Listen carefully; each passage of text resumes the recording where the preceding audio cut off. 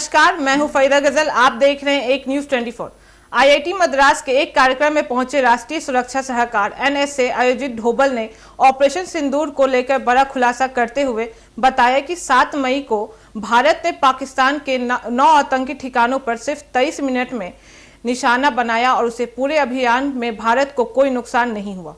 उन्होंने कहा कि कुछ विदेशी मीडिया जैसे न्यूयॉर्क टाइम्स खबरें फैला रही हैं, लेकिन सैटेलाइट तस्वीरें साफ दिखाती हैं कि 10 मई के पहले और बाद में पाकिस्तान के 13 एयरबस की क्या हालत हो गई थी। यह ऑपरेशन पूरी तरह से स्वदेशी तकनीक पर आधारित था।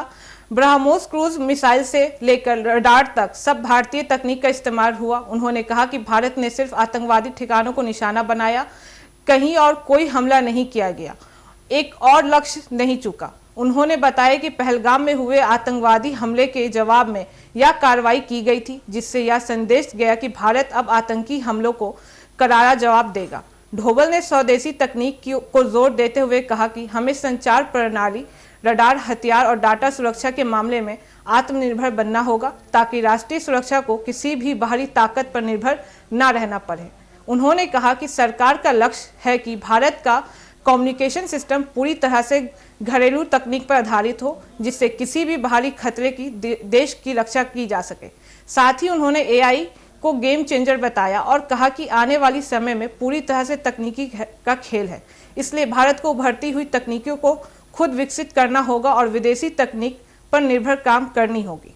उन्होंने कहा कि भारत जैसे देश को अपनी ताकत को और मजबूत करने के लिए टेक्नोलॉजी और रक्षा क्षेत्र में पूरी तरह आत्मनिर्भर होना जरूरी है और आईआईटी जैसे स्थानों को इसमें बड़ी भूमिका निभानी है।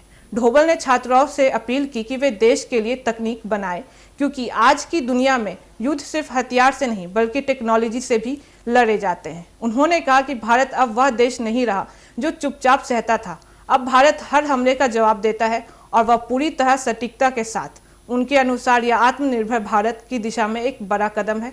ऐसी ही तमाम खबरों के लिए देखते रहें एक न्यूज़ 24। हर खबर सबसे पहले सबसे सटीक। वीडियो को लाइक करें, चैनल को सब्सक्राइब करना ना भूलें।